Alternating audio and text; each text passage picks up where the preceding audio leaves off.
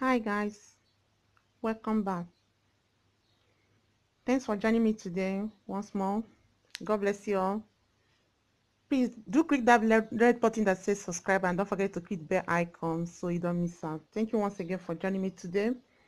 Now today I came with this story about this girl. Her name is Shamima Begum. So Shamima Begum is a British school girl who left home at 15 in 2015.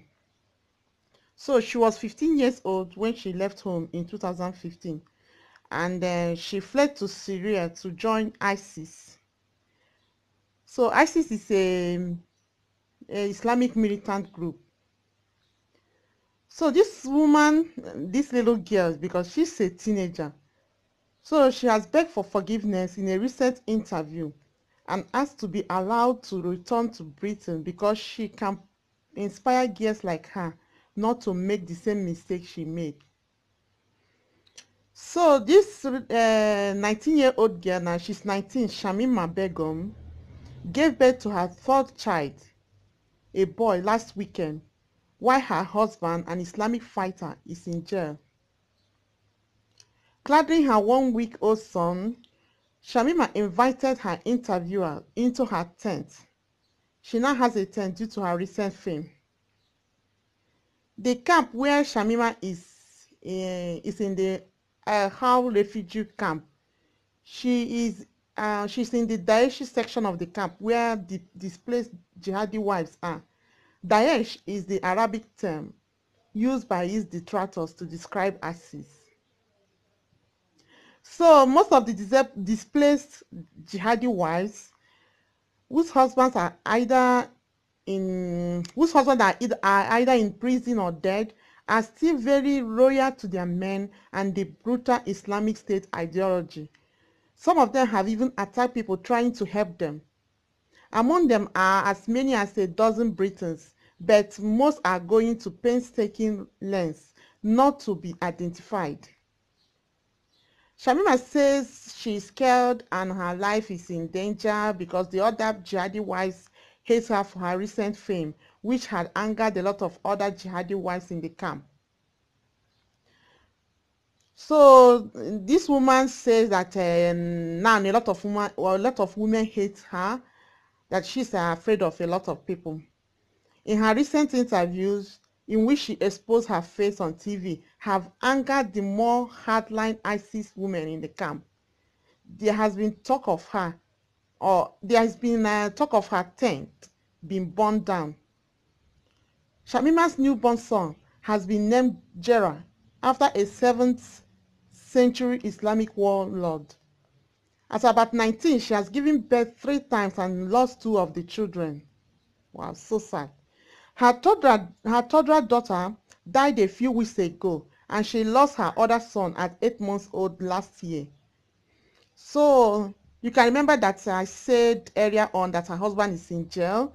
So speaking to her interviewer from her tent, Shamima begs to be allowed to return home.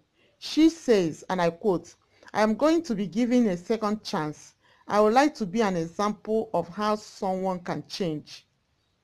I want to help, encourage other young British people to think before they make life-changing decisions like this and not to make the same mistake as me. I can't do that if I'm sitting here in a camp. I can't do that for you." Shamima insists she's a victim in all of this, rather than someone who chooses to leave her home and join a terror group. She also questions why scores of other jihadi wives and their children have been allowed back to the UK after traveling to Syria to join ISIS, while the UK government is using her as a scapegoat. She says of the decision to strip her of her UK citizenship. So she said, "I feel like I've been discriminated against because everyone was saying I was a poster girl for ISIS and I've been made an example of. I'm being punished right now because I'm famous."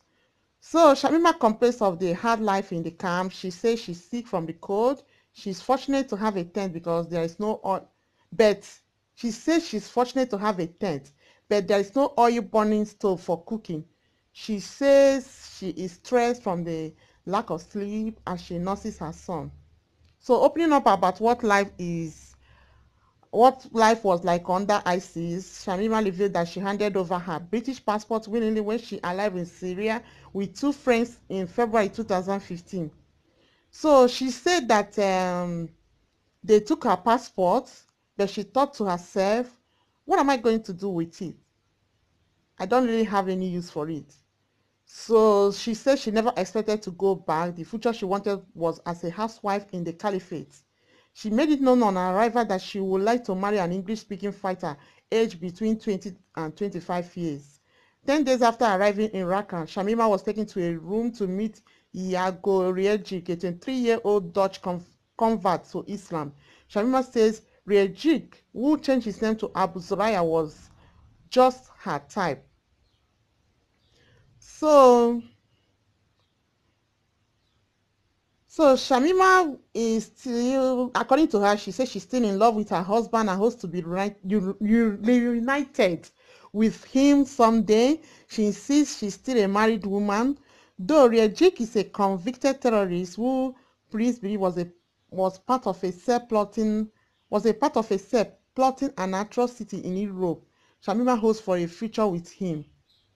She said that she said, and I quote, I hope for him to see his only surviving child. He loves his children a lot. When I lost them, I think it had a bigger effect on him than me. If he does get sent back to his own country, he will do his time there in his own country. I will wait for him. I'm still married to him. So I'm saying, so they ask him what she miss most in when asked what she misses most about Britain, she said the feeling of being safe and secure, not having planes flying over her, not having to randomly move in the middle of the night. So for now, Shamima and her son will have to remain in their tent until their fate is decided by the British government. She shares the tent with Dura Ahmed, 28, who is 28 years old, a Canadian woman. That's a Canadian mother who tries to appease her crying baby with a chocolate biscuit. Wow. Anyway, this is the all I have for now. But I'm just appealing to all these young girls born in the Western world that they should please learn from this story, because this is very sad story. Look at the condition that this woman put herself. Not only her, there's a lot of children born in the Western world. They decided to join ISIS. They left their countries and went back to Syria to join ISIS, and they ended up regretting it. This is very sad. So it's like leaving paradise to hell, to go to hellfire.